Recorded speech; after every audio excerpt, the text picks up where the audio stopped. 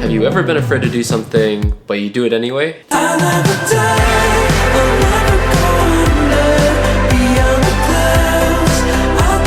It's kind of how I felt about moving to New York City, but I'm not alone. I feel like so many people also moved to New York City this year, and you might know some people or have some friends that moved here too. But this isn't just gonna be another one of those move and follow your dreams type of videos, because honestly, I didn't think location mattered for the longest time. I moved to New York City about 5.5 months ago, and if you're thinking about moving here or anywhere for that matter, I want to help you make the best decision and save the most money because rent is so expensive here. If you're thinking about moving to a new city and want to learn from my experience so far, drop me one of these and sit tight for the next few minutes because we're going to talk about what made me want to move here, why location doesn't matter, and how I feel about living in New York City so far. Seriously, smash the like button because I haven't made a video in like 6 months and it really helps me out. Before we go into the what and the why, let's first talk about the who, no not them, and give you a little bit of context. My name is Ryan, I'm 25 years old, and last summer in the middle of the global pandemic, I started this YouTube channel to talk about two of my favorite subjects, finance and fashion. This guy talks about personal finance and moved to New York City. He must suck with money.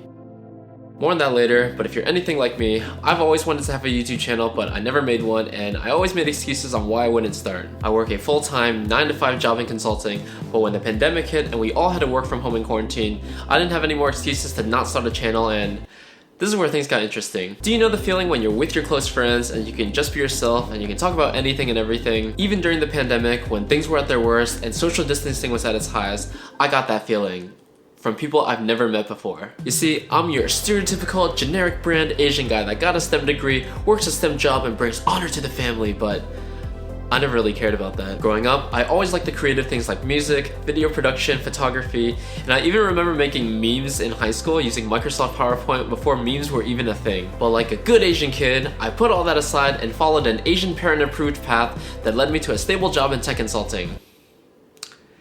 Yay. When I started YouTube during the pandemic, I had so much fun being able to make videos and be creative, even though they weren't very good, so please don't go and watch them. But being able to have fun while my whole life revolved around STEM was amazing to me. Don't worry, we're gonna get into moving to New York City right after this, but I just wanted to really set the scene. Note to self, don't do that again. But the best part about making YouTube videos was something that I never expected, and that was meeting people online.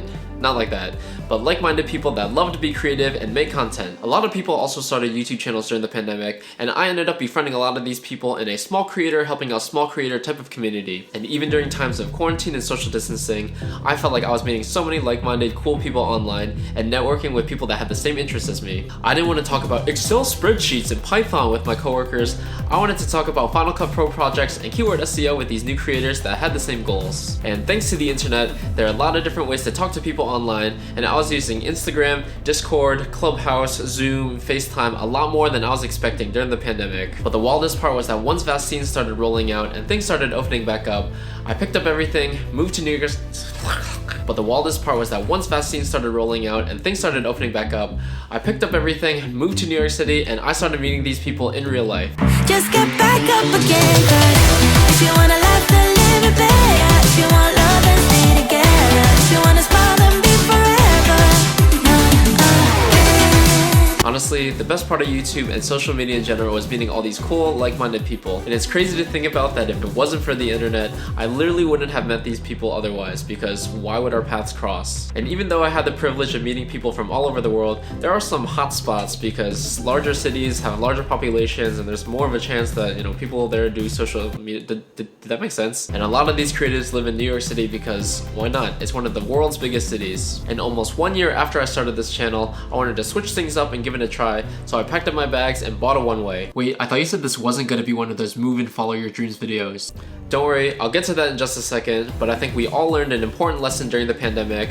Life is short and time is precious. The pandemic really taught us about how valuable our time is because life is short, and also how important it is to have good people around you for support. That support helped us get through the worst health crisis in recent history, and I'm sure we can all say that we got through it because of the support from our family or friends. But support is important in all aspects of our lives too, including interest, hobbies, and passion projects. And for me, my favorite hobby that I picked up during the pandemic was making these videos, and I found myself spending hours and hours online talking to these people that I met through the the internet just because we had this one thing in common. After hearing so many different perspectives, I realized that there's no reason not to make a switch and go do something big while you're still young. If you don't set your life on fire at least one time, then what's the fun of that? There are a lot of things that I wish or I should have, but that made me realize that if you want to do something but you're scared to do it, you should just do it anyways, because what's the worst that could happen? But because I'm young and I have nothing to lose, I went to New York City, but that's not necessarily a good reason to move. Alright, so this is going to be a little controversial, but hear me out. For the majority of times, location does not matter. I've always been a believer in making the best with wherever you are, with whatever you got,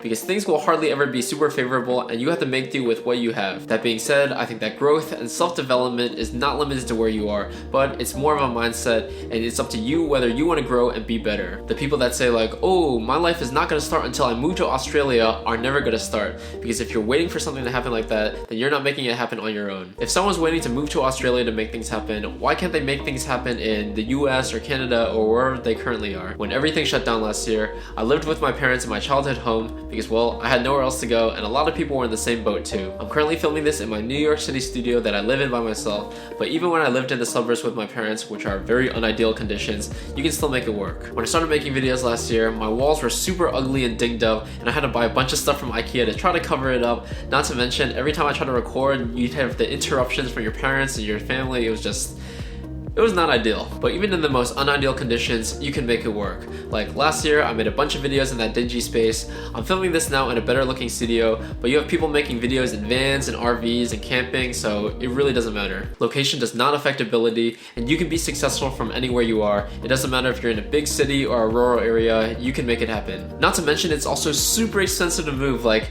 you're gonna be paying thousands of dollars just to get your butt there, especially if you live in a high cost of living city like New York or San Francisco or LA, Miami, or somewhere like that. I just don't think it's accurate to say that you have to move and pay a lot more money just for your life to start. If you want to eat Italian food, you don't have to go to Italy for that. You can start at like Olive Garden. Alright, that was a bad example, but you know what I mean. Growth is a mindset. It's not limited to where you are, and it's more important for you to tell yourself to start instead of waiting for someplace to tell it to you instead. So that being said, why did I move to New York City? I could have just stayed at my parents' house and continued making videos there, because honestly, there was nothing wrong with that. And because it started as a personal finance channel, from a financial perspective, it's terrible here. The cash flow sucks because I went from investing the majority of my paycheck to now almost the other way around. From paying rent, subway fares, food, going out and having fun, and things just cost more in New York City. The budget definitely had to be changed. But another important lesson that we learned during the pandemic was that there's more to life than money.